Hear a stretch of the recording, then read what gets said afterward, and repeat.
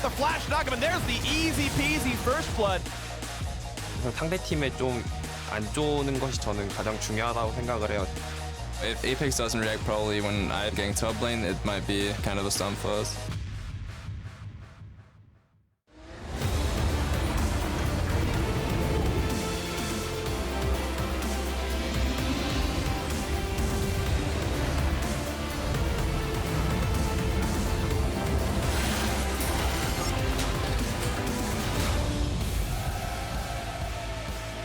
Welcome, League of Legends fans, to Week 6 of the North American LCS. Now, teams are headed into the second half of the split, and fans are out in force to support their favorite players through the rest of the season and into playoffs. Fans have packed the Battle Arena and Theater and are pumped to see their teams compete in today's matches. Here you can see Energy's top laner, Quas, getting set up for his matches. They'll be facing off against Apex and Ray in that top lane, who has impressed us so far this split. We'll see if he can get the lead he needs to carry today. Over in the other arena, though, we're going to have Phoenix One going up against Echo Fox today. Those guys who arrived in the studio a little bit earlier in anticipation of the match. Froggen got a smile on his face, waving to the camera and the fans. They're having a tough split this time around, but we'll see if they can pull things together against Phoenix One today. Hello, everyone. I'm James Dash Patterson, and I'm joined today by Mark Zimmerman and Marcus Dyrus Hill. Gentlemen, good afternoon. How are we doing today? Pretty good. How are you doing? I'm doing quite well. Thank you for asking. Mark, I actually want to come straight to you because yesterday you got to partake in a pretty interesting thing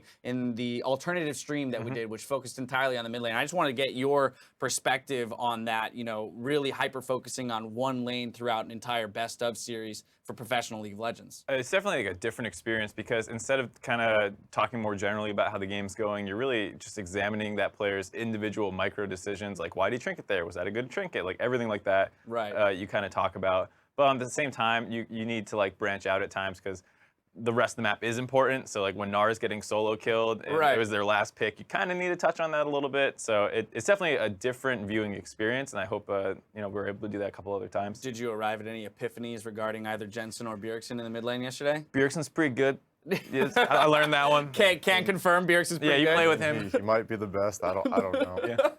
I love it. I love it. Well, I look forward to hopefully some more of those streams, and I think that's a really cool idea to be able to focus in on just one lane. Well, with 5 weeks of play behind us, we're starting to notice some patterns in the standings, particularly in our top 2 teams, TSM and Immortals. These 2 teams look fantastic, head and shoulders above the rest of the league, and they continued their domination last night against 2 very good teams in Envy and Cloud9, and yet we had 2 pretty decisive 2-0 victories. Right, and you kind of saw like the way it happened too with TSM, you know, winning the draft, winning lanes, winning the map movements. They won almost every phase of the game, aside from maybe that second game where they stalled out a little bit.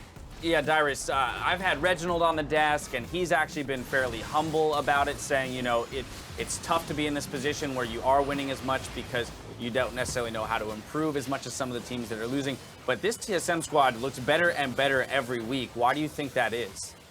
So one of those games kind of looked like a clown fiesta, but even so, you could see that TSM was the better team by just having more map movement and more gold around the map. Exactly. Also, a lot of things that was happening is where one team would be making a play on one side of the map, and then the other would be on the other. So it's kind of up to the solo laners or the laners to play safe or aggressive at that specific time.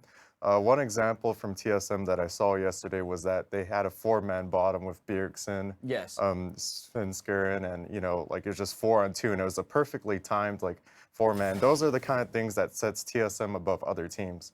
On top of that, being complacent from winning over and over, we saw the example of that from Immortals last season. Right. So yeah, they're doing everything in their power to avoid that. Yeah, no, exactly. Yeah. I got you. I got your meaning there. And I do know the teams are very vocal about not falling into that same trap, finding a way to kind of continue to push themselves forward. Now let's turn ourselves towards that Immortals and Envy series and remind ourselves about how that went. Another 2-0. Immortals looking very strong. Again, we have to remind ourselves the only team that they've lost to is a very rock-solid TSM. So I'm even more excited for that matchup later in the split, or rematch rather. Right, I mean, Dyrus called one of the games from the TSM series a clown fiesta. I mean, this series on itself was just a total bloodbath. Kills everywhere all the time. Look, 23 minutes into the game, 13-13. When do you really see that anymore? And both games kind of had this abundance of kills just all across the map. And now let me ask you this, since the games last night were a little crazy, right? Clown fiesta, whatever word you want to use to describe it, chaotic.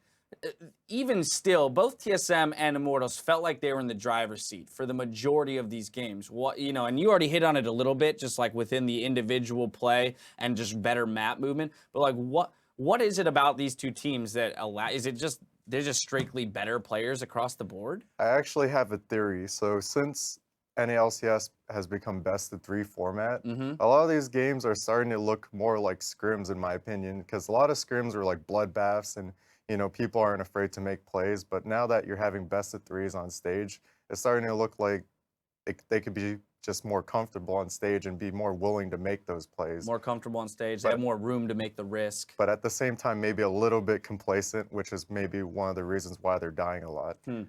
I think for me, one of the things that sets them apart is kind of how they work within their teams. So I think when you get like a team like C9 that we saw play, they're fine.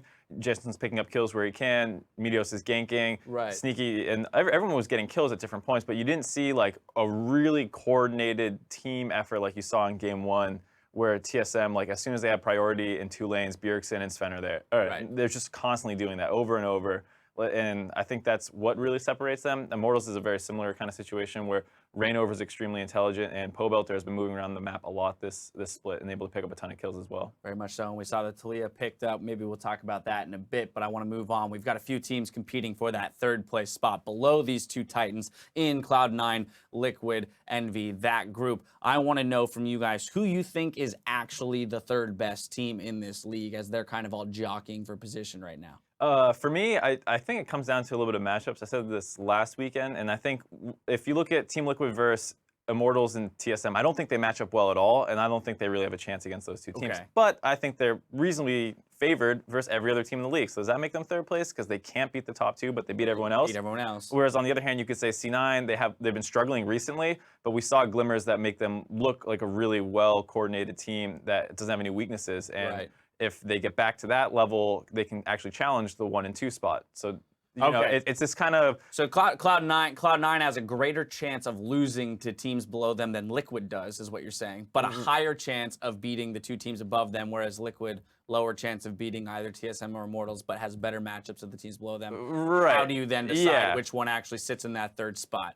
All right, well, maybe we'll find out and we can return to that. Now for you. I agree with Mark for the LCS days, but I think when it comes to actual playoff time, I think that CLG would have the advantage over C9 and TL just because of their experience. Okay, yeah, experience is going to be a huge part of it. Of course, we're going to see CLG play later today against, I believe it's, correct me if I'm wrong, it's either Immortals or Team Liquid, right? No, it's Immortals Team Liquid versus each other. So it's and then it's Envy versus CLG. I believe so, yes. Okay, that's what it is. But they get to go up against one of those teams fighting for that top 3 spot. So maybe we'll see if they've picked things up in the midpoint of the season. And we also got our first look at the NALCS on patch 6.13 last night. Now, how did you see some of the changes, you know, come into play both last night, and how do you expect to see them continue to evolve in this new patch as it develops? For me, I was looking at the mid lane with the Vlad changes. I thought he'd still be pretty relevant. Obviously, they still prioritize a little bit, maybe not as highly. And then the big one was the TP changes. We saw a couple times where someone's trying to TP out of some danger, and it's that extra second makes you clench a little bit more. But those were the 2 biggest ones for me. Interesting. For me personally, it was like the top laners. So Swain ult got nerfed, Aurelia ult got nerfed. It's one of those things where it's like, oh my gosh, they got nerfed just a little bit. Right. Let's stay away from these characters.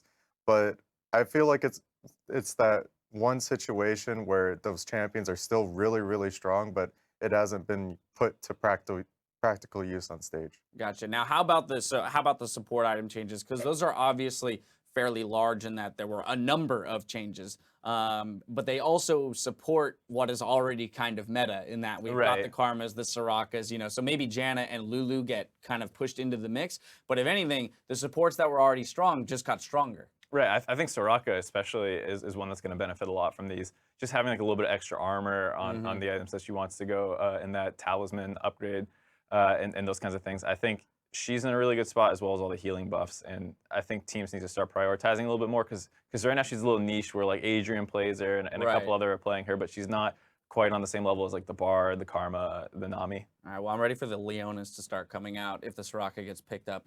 I'm thinking that all of the supports are so strong that it doesn't really matter if one gets taken away, in my opinion, because they're all pretty strong anyways. If you can get another priority pick, but if not, then probably go for that Soraka pack. Gotcha. The pool seems pretty large right now. Right. The only one that really stands out is Braum. He's really the only tank one being played. And Gotcha. I was talking with Scar a little bit on the desk last night about, or not the desk, the second stream. And he was saying that like if you ever take the Braum away, it really messes with the other team's comp because they can't get tankiness from the support position, so they need to get it elsewhere. And it was an interesting observation. It is very intriguing, especially too with the top lane developing as it is. Sometimes you don't even have a tank in the top lane, and you're really strapped for a tank. Well, let's take a look at how the teams stand heading into our 6th week of regular season play. TSM and Immortals are at the top of the standings, and Team Liquid has surged into a 3rd place slot. Cloud9 and Team Envy are tied for 4th, with CLG and Apex tied in 6th, while Energy is just 1 slot ahead of Phoenix One and Echo Fox there at the bottom of the table. So now let's review, or preview rather, the action unfolding across both of our streams today. The Battle Arenas NA LCS 1 hosts Energy versus Apex, and our match of the week, Immortals versus Liquid. Over on NA LCS 2, you can catch Phoenix One and Echo Fox, followed by Team Envy versus Logic Gaming. There it is, that Logic Gaming Team Envy game that we were talking about. So we already kind of hit that matchup a little bit. That's going to be very telling when it comes to, you know, that 3rd place slot. I'm intrigued by this Team Liquid Immortals matchup because you and I have talked about it before, Mark. The fact that Team Liquid just seems like a slightly worse version of Immortals, or vice versa. You want to say Immortals is a slightly better version of Team Liquid, however you want to phrase it. So it's obviously a favored matchup for Immortals, but this would be their chance to prove, to really put that stamp that they are the 3rd place team if they do take them down. Yeah, I mean, this would be a huge monumental win for Team Liquid. They've never taken even a game off Immortals. I'm almost positive of that. So it's just this thing where it's a mismatch, I think.